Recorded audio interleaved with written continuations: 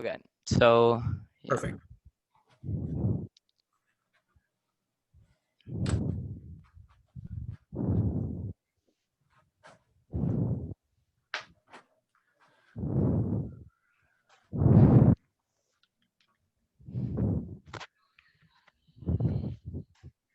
All right, we'll wait just another minute to see. I think there's a couple other people that might join.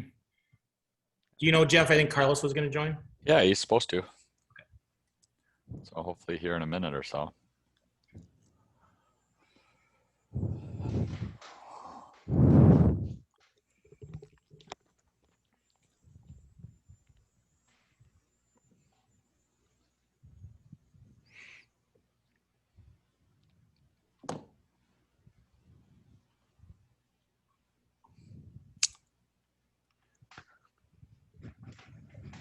Wonder if, I mean, he should have gotten the link, right? He did. Okay. He said it was. I was asking him some other question. I needed to set up some payroll stuff for him, so maybe he was digging into that. Okay. But he should be on shortly.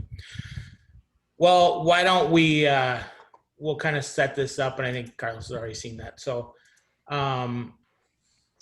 basically, just for those that don't know, we've done an internship program a few times, and we have some rules that we do around our internship programs, and we partnered with Minnesota High Tech Association a few times to do this, and I think we have a pretty good process for how we do this. It's pretty interesting. We generally try to do 4 people together, and I think Isaiah would probably agree that that's the right approach this summer by doing it himself. But it's always nice to have some people, and Carlos, who hopefully will be joining shortly, went through our internship program in 2017. So he'll have some input on that as well, I'm sure, because I think it's one of the things we've learned and we always thought was right, but Isaiah did a great job this summer by himself. But it is a great program to do with about 4 people at once. So,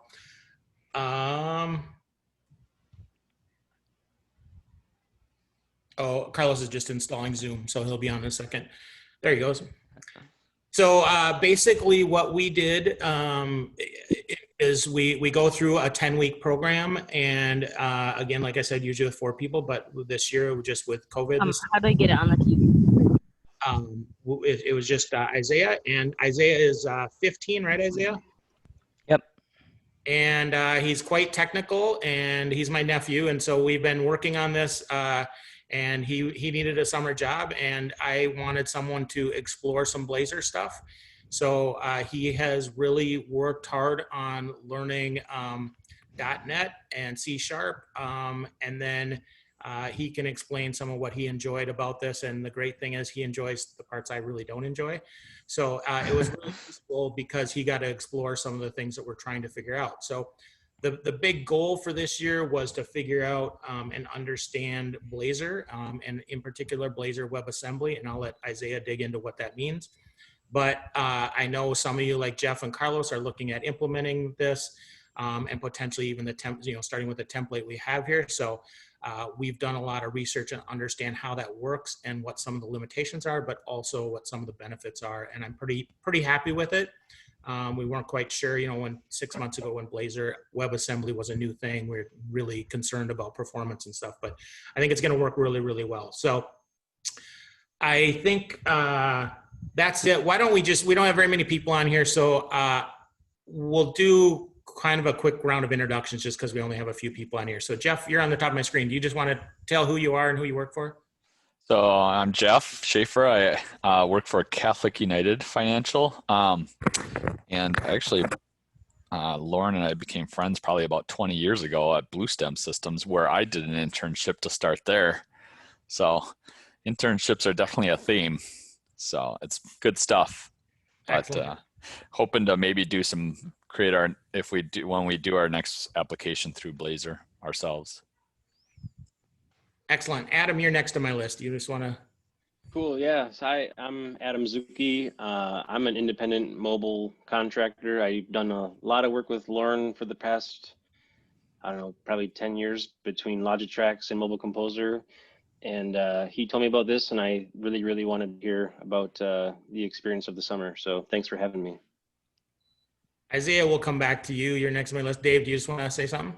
Yeah, I'm David Horsager, run Trust Edge Leadership Institute, and happen to be the least technical, least brilliant person on the call, and that is including my son. I'm proud of him and all he's doing, and Lauren too. So that's this is just fun to see. And Lisa, you're on mute right now. Yeah, perfect. Yeah, so, yep, Isaiah's mom, a couple of the other family members here, also proud of Isaiah and just excited that he had this opportunity. And Carlos, you're on mute.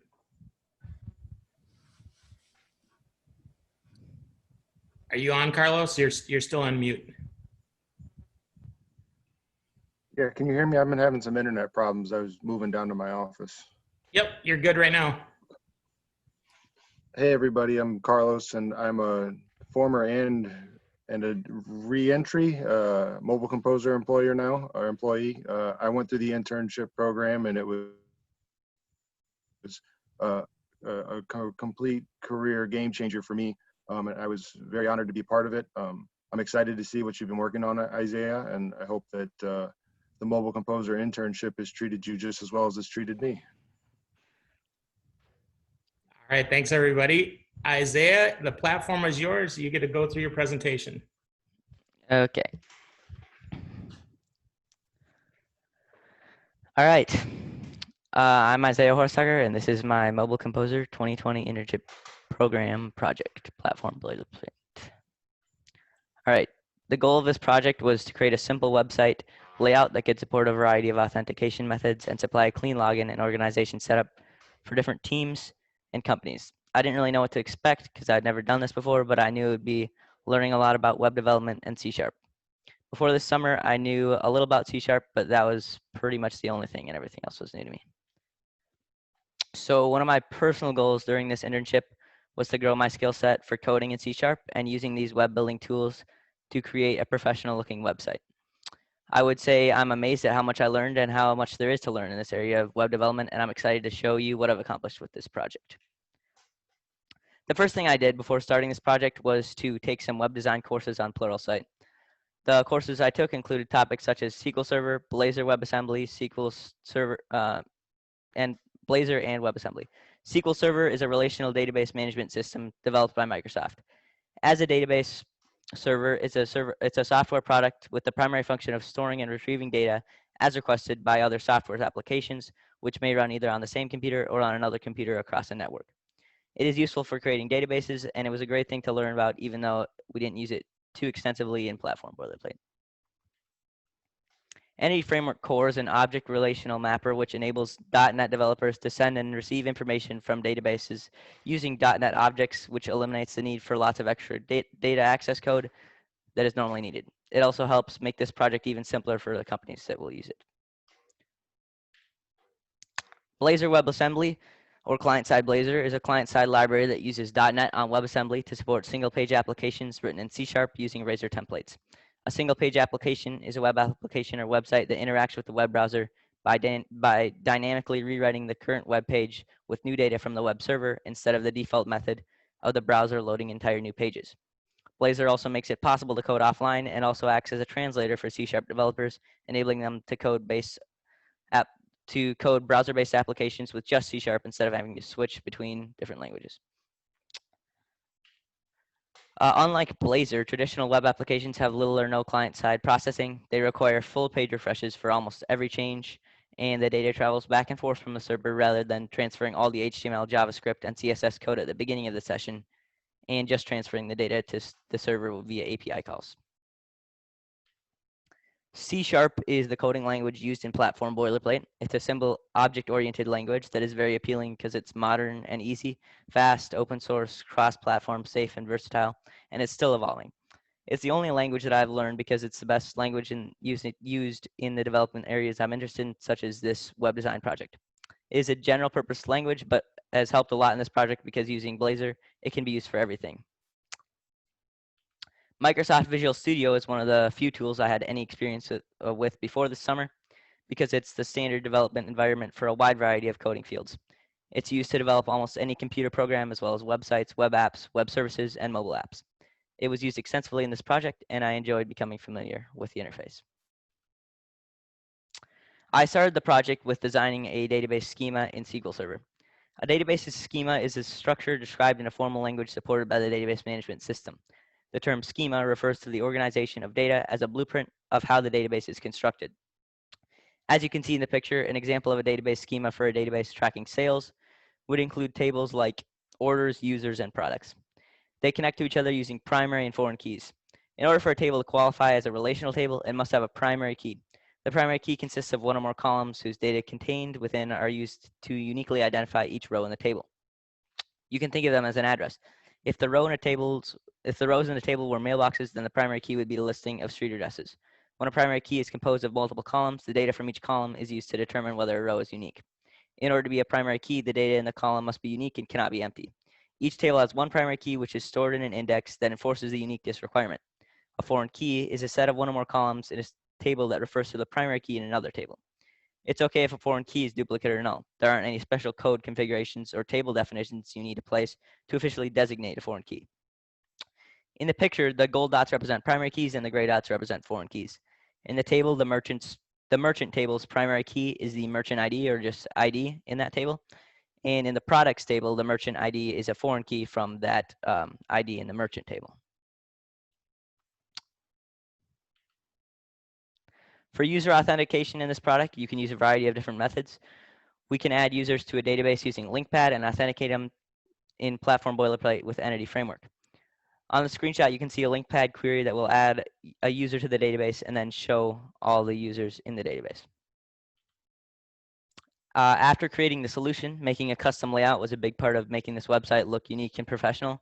The layout includes all the buttons, text, and basically the entire user interface. We started with a pre-built main CSS file, which includes all the coloring and positioning, and that we customize later. So this part was mainly taking a layout and changing all the HTML to customize buttons and features to the ones we'd use in the project. Adding pages and features to the website was what made the website go from a nice looking layout to a working solution. I started with the pages that are automatically added to the solution.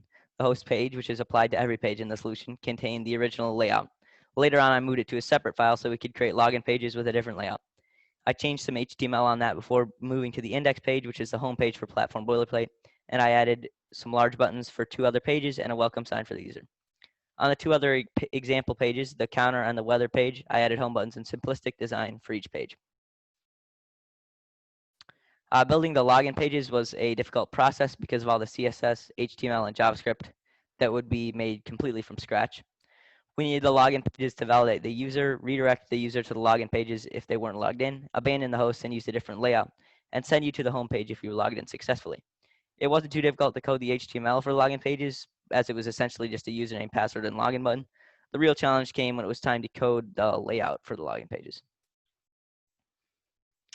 Adding a login layout was challenging but rewarding because it was the first time I'd ever built an entire style sheet from scratch.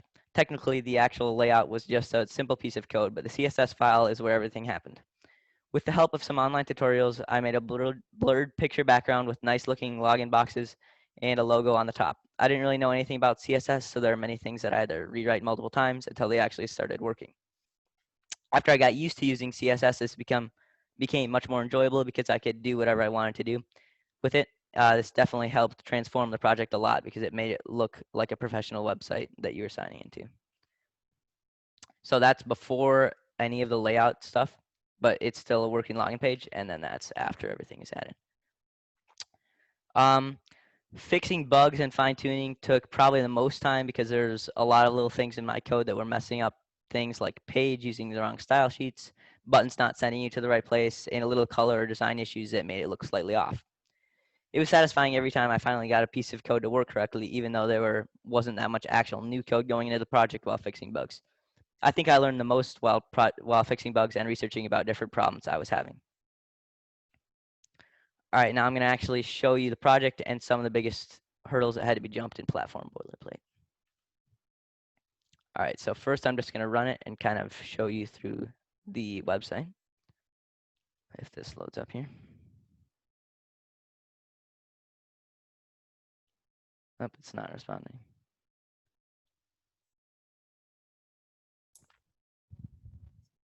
When we lost internet, it might have had issue. You might have to reopen it. And Yeah, I'll just do that. just to give some context of what the program that he is building is built on our mobile composer platform, and the goal is for us to be able to leverage Blazor with this. So he has built kind of run the what he's talking about is this boiler test or boiler platform project, and that's what he's created, which is our take of kind of a base boilerplate template to start with Blazor WebAssembly. And then it applies currently our theme to it, and you'll see that. But it's the foundation for us to use for a lot of projects coming up. So.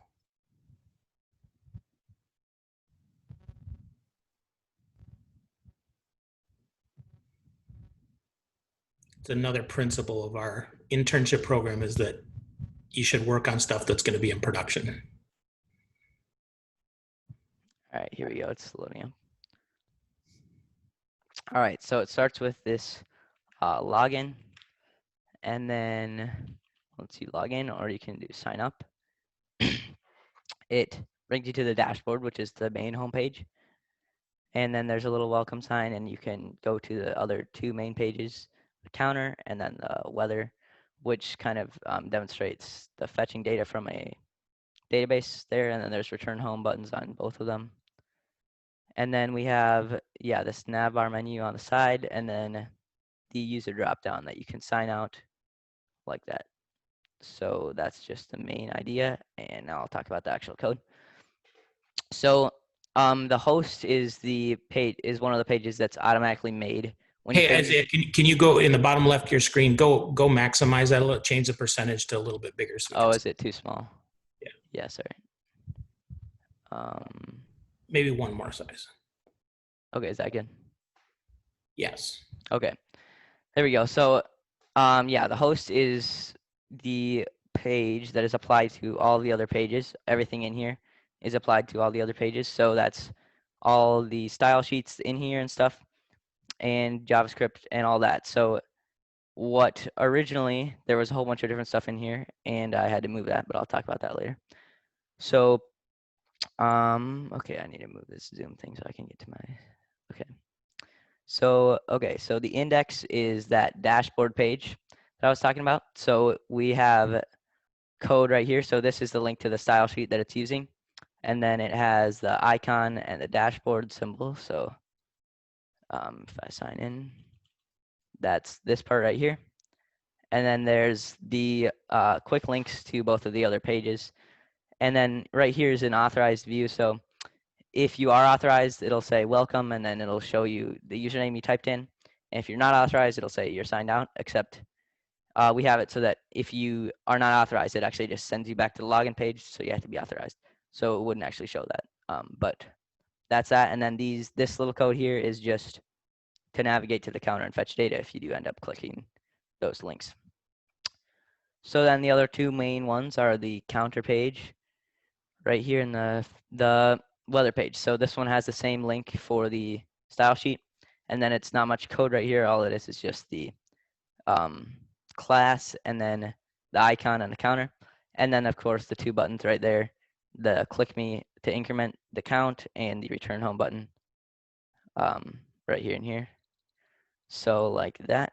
And so yeah, this is just a simple code that does the increment +1 every time and to navigate you to the index. So the weather page is pretty similar to the counter page, except for like the icon and stuff.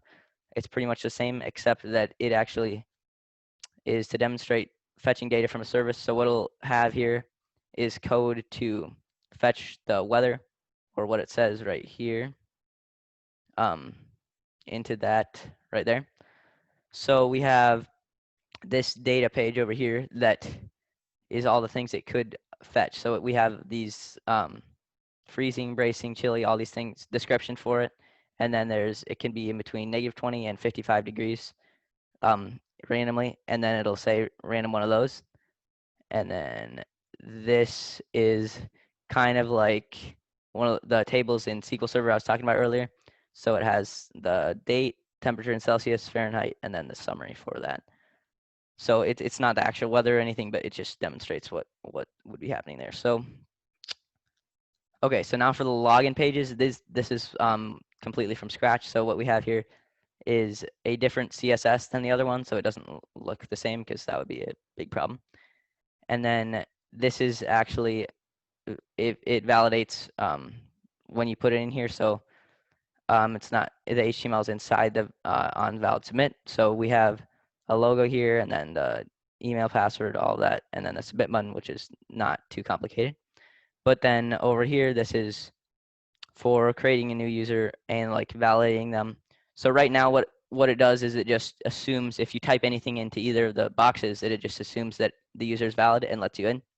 But what would actually happen if it was hooked up to a database and everything is it would call an API to see if you're in the database and then validate you if you are and send you in.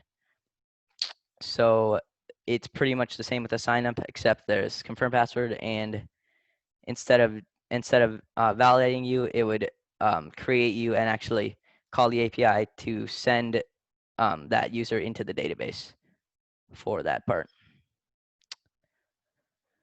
Okay, so the login style this is what I made completely from scratch for the styling for all the login pages.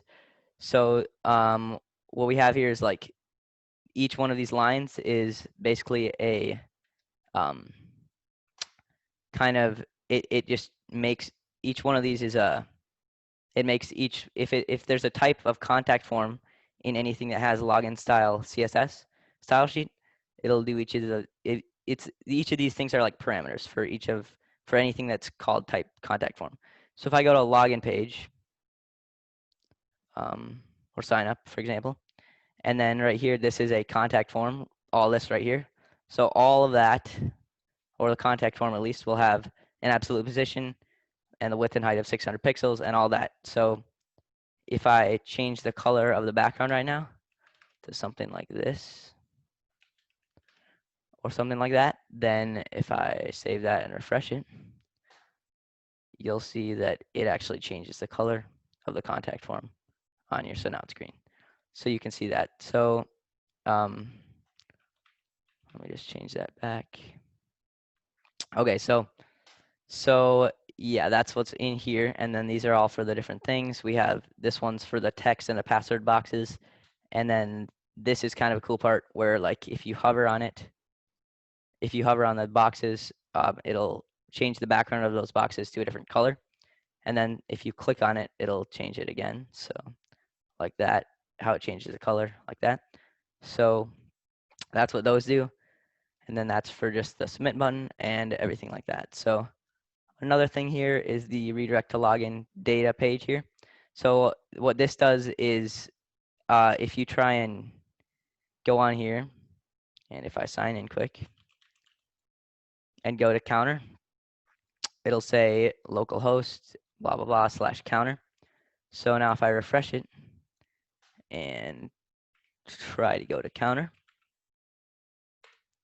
it just goes right back to the login page and it doesn't let you in. So that's what this piece of code does there. Okay, so here's another data piece. This is the custom authentication. So what this does is it will make the identity and claim an identity for a user that's trying to get added, and then mark them as authenticated and add them to the database. Or like if you click, if you sign in and then go and click the sign out button, that's this right here to take out the session storage and everything. The session storage doesn't actually work, but what it would originally do is if you signed in and then you refresh the page, it keeps you signed in. So it has to delete that if you're signing out. All right, so I'll talk about some of the challenging parts of this project that I had. So one of the things was switching the layout to the login layout when I was trying to when you were switching to the different page. So at first, I'll go to main layout here. All of this main layout code was inside the host page. So all the drop down, the sidebar, everything like that, and all that was in host, so that means it would be applied to everything. So if you tried to go to the login page, it would still show you all the sidebar and everything, which you don't want. So that was a problem. So what I ended up trying to do was, this is like at the beginning, so I didn't really know that much, but I tried to do an if then statement kind of on the hosts, which kind of worked, but not very well. So then what it ended up being a pretty easy fix. All I had to do was put all that extra code that I didn't want in the login pages and put it into main layout. And then what you have to do is those ones each, they automatically go to main layout on each page, except I have a different layout called login layout, which doesn't have anything because I don't need anything in the logins. But all you have to do is at layout, login layout at the top of the ones that I didn't want the main layout on, and then that fixed that issue. So let's see, another one was switching the CSS links. It's a pretty similar problem, but what happened was the host would have the Bootstrap, which is the main CSS for everything except for the login pages. And then that's the one I wanted for the login pages. So if I go here, it would have Bootstrap here and it would apply that to the login pages, which made it really messed up. And then I couldn't apply the other one, so I would do like both of them, but that did just mess it up completely. So it's actually not that difficult, but it took me quite a while to figure this out. But all you actually have to do is just go to each page. Well, I took out the Bootstrap from this so that no layouts are getting applied, or no style sheets are getting applied from the host. So what I do is in each page, just link the style sheet that you want. So in counter, index, and those main pages, it's Bootstrap, and then in the login and sign up, it's the login CSS style sheet link. So that took me a while, but it was a pretty easy fix actually in the end. But you know, it's just interesting. So probably one of the most challenging parts, another one, or also one of the most fun parts, was making this whole CSS from scratch, because I didn't really know anything about CSS beforehand. So I kind of had to look at online tutorials and Bootstrap to try and figure it out. And so, but yeah, that was pretty challenging, figuring out all these things. Like dot logo, that one's pretty simple. All you have to do is like do the dot logo and you can change it around and stuff. But then when you get to something like this, where you have to, when it hovers on the input text in the contact form, it does a certain thing. If you mistype something or you do the wrong command or something, it doesn't work out. And so that took a lot of times to fix.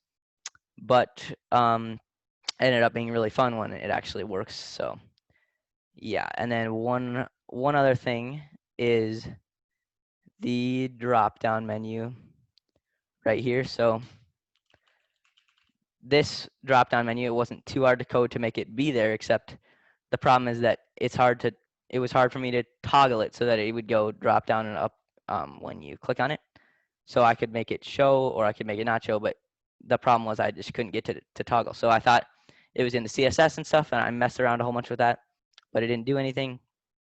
And it wasn't HTML, which that was more the simple part, which is right here. This is the drop down right here. So what it ended up being is all I had to do was just add some reference JavaScript from a different place. So once again, it wasn't a big like coding project to fix it. It just was kind of hard to find out. So then yeah, and I ended up trying to do like JavaScript to fix it and stuff, which I'm really bad at that, so it didn't work. But I do have one piece of JavaScript here, which all that does is it makes these, instead of the blue logo right here, just flickering blue, it keeps it blue on there. So that's all that did. But yeah, that's basically it for that. So yeah, that's that. And then why you should implement this project? Well, it's an easy template for an enterprise to create a WebAssembly website with. You can use multiple different authentication methods, uses .NET Core, and it's easy to leverage different existing designs because you can just add it as a template and put those inside it. Okay, so some of the tools I use in Platform Boilerplate are GitHub, Visual Studio, LinkPad, Postman, and Pluralsight to learn some stuff. And then technology, all these different things, Blazor, SQL Server, ASP.NET Core, WebAssembly, Entity Framework, C#, HTML, CSS, and JavaScript for that. And yeah, that's it. Any questions?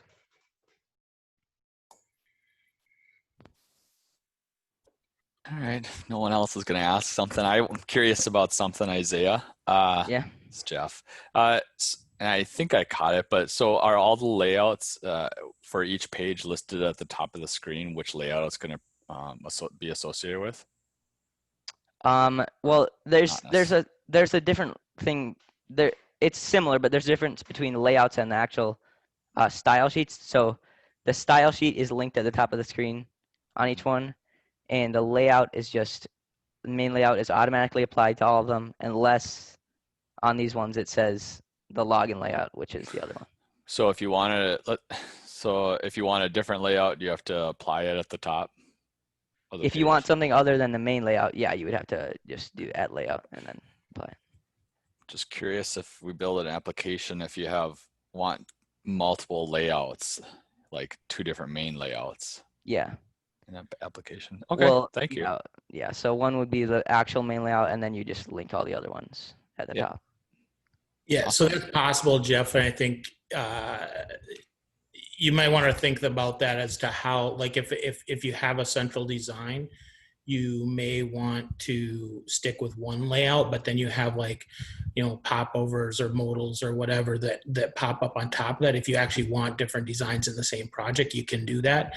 And that's what you had to figure out, just going between the login and that. But I think most of the time you're going to stay in the one layout, and it's the content of the page layout that can change inside of that.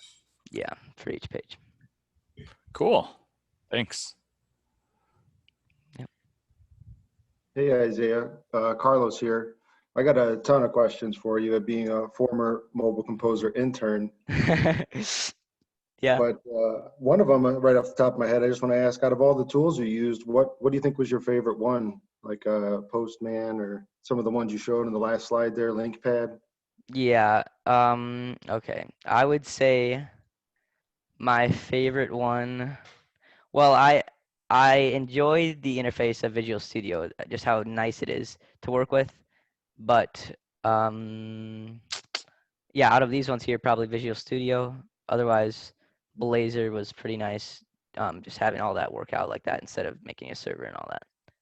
And from your pretty high level understanding of all this, which I'm very impressed by, what do you think? It sounds like you have more fun doing the styling kind of stuff, like the front end stuff, or do you like enjoy doing and getting involved with the server too? I enjoy both, but I do like the styling more because you can just see the results right away and see if it works, and it's pretty fun. So yeah. I don't know if you're looking for any recommendations, but I know if you said you like Visual Studio, I don't know if you've heard of or would like to try Visual Studio Code. It's pretty much the same environment, but it's more centralized towards the front end. So I don't know if you'd like to check that out. But also, I know that you mentioned you liked to focus on the CSS.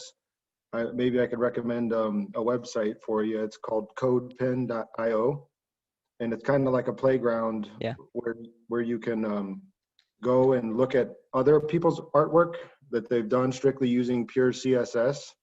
And it's kind of like GitHub for that matter, where you can just take what somebody's built and look at the CSS and tweak it a little bit here and there, and then pull that into your project. So that's pretty cool. Yeah, so I'm very impressed by everything that you've learned. It's awesome. It looks like you have a pretty high level understanding. Have you had any previous coding experience at all? I have done a little bit of just learning about C# and stuff, but not really that much, no. Well, I'm very impressed by everything you did. You did awesome, man. Thank you. Yeah, a quick question here from Adam. I haven't touched web development in a very long time, and this looks super cool because I think you get to touch, a little bit of HTML, a little bit of CSS, and then obviously C#, which is my favorite. Yeah. But one thing that was always a pain for me was just seeing how CSS could render different visuals across different browsers. I think I saw Chrome in your trade. Did you see any variations of how things, displayed or rendered or behaved across any different browsers, or have the browsers gotten better at kind of adhering to, the same standards? Hmm. Well, I basically mostly only use Chrome, but I did try just testing it on Microsoft Edge a little bit, and it seemed like the same to me. So I don't know, maybe it's different for different ones, but yeah. Nice. And I wonder too how much of that could be, and I don't have a good understanding of Blazor at all, but if Blazor is communicating with the server and then the server is returning the stuff that actually gets rendered to the screen, the HTML, if they're Hmm. better at parsing out what things would change out between the different browsers. Yeah. There's some applications that I've seen that they actually write code for different browsers to switch it up to make it look better. But Cool. yeah. I Awesome. No, think this it's is almost gone away, Adam, because almost all the browsers now are based on Chromium. So Right. that just is a huge positive, because that was the reason I stepped away more from web development, was you need to develop for all these different browsers, right? And it's just such a pain. But the Chromium piece of this for all browsers is awesome. One other thing that I love about C#, at least in Xamarin with the work that I've been doing with Lauren, is the binding. Could you bring up, there was a spot, I think it was like a user email, or I think it was like the text for the email and password. It sounds like there's bindings here for Blazor, pretty easy too. It's like, I think it was for like where you're putting maybe the username and password. Log Right in. here? User. Yeah, Oh yeah, here. right here. So yeah, that's for the validating the user and everything, and to put it in. So yeah. So But when the scroll down, user, so you have that user email and user password. If you scroll down, does that have the model there? Scroll down a little further. Is there a model? So it has 155. user. There's some stuff I think in this custom authentication state provider. I don't know. Is it that user though, or our user in the data model? Yeah, I don't know which one it's exactly doing. Well, let me see. I think go up a little bit higher right there. I think it's that one. Oh, maybe it's not because there's no password. So Yeah, I don't think it's that one. I think it's in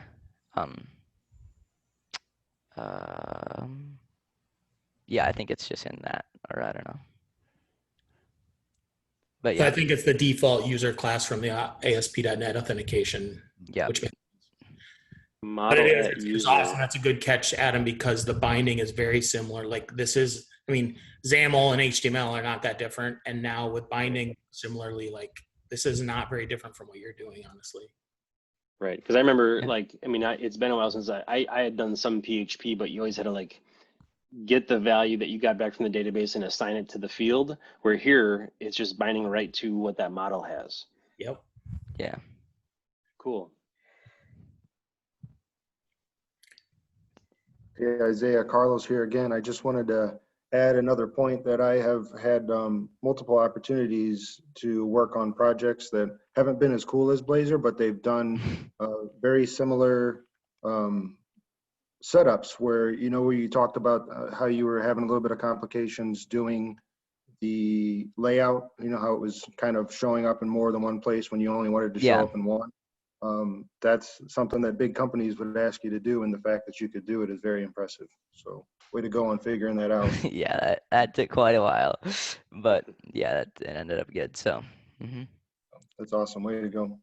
So Isaiah, what was your best method for actually figuring things out and learning like how to solve a problem? Because obviously I did not provide you a whole lot of, I gave you the challenge and where I could, but you were outside of my capabilities for a lot of this. So what was the number one method that you found for you to learn and implement something?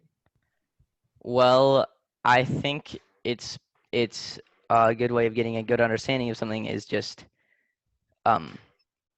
doing lots of research on and getting different points of view from everything, points of views and stuff. So to like kind of expand your understanding on it.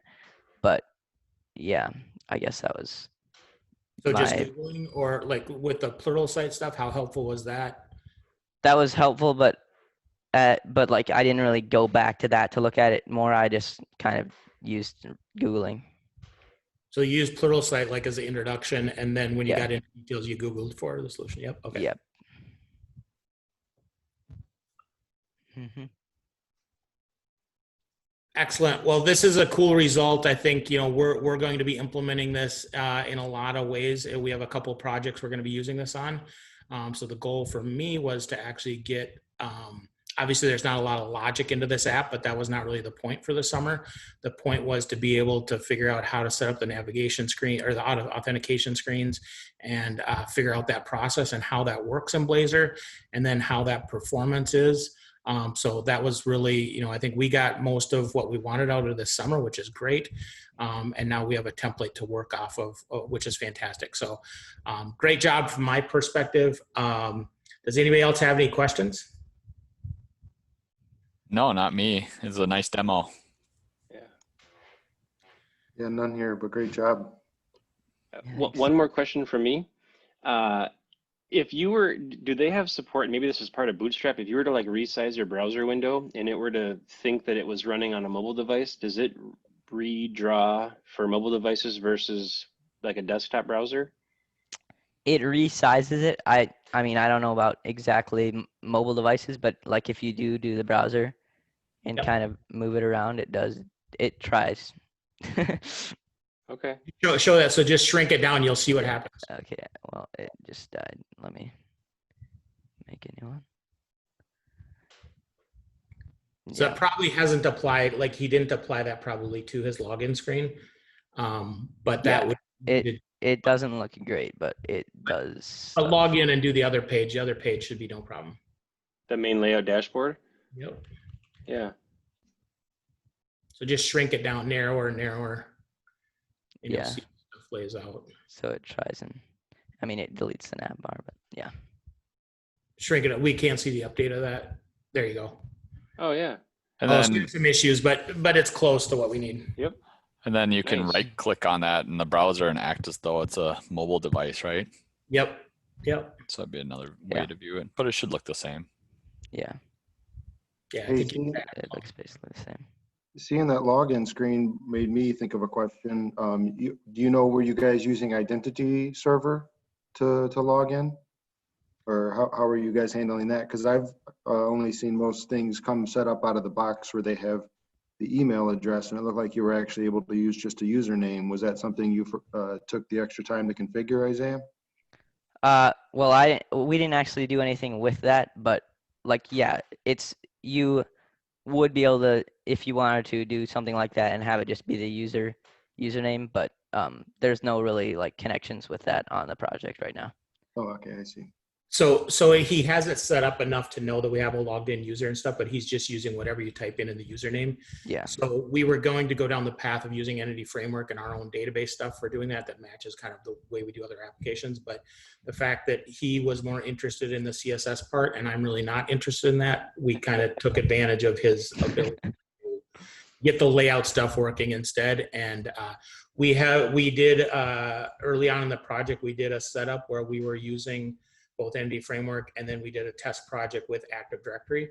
So you could plug this in, you kind of have three options. Your direct like the R model, our platform model for direct database authentication, or the identity, Microsoft Identity database authentication, or AD. So, or you could add OAuth as well. So you have all those options exist. And the fact that you get the navigation that you want, the way you want it to do that, I think is pretty interesting. So it definitely exists, and we just didn't implement in this yet.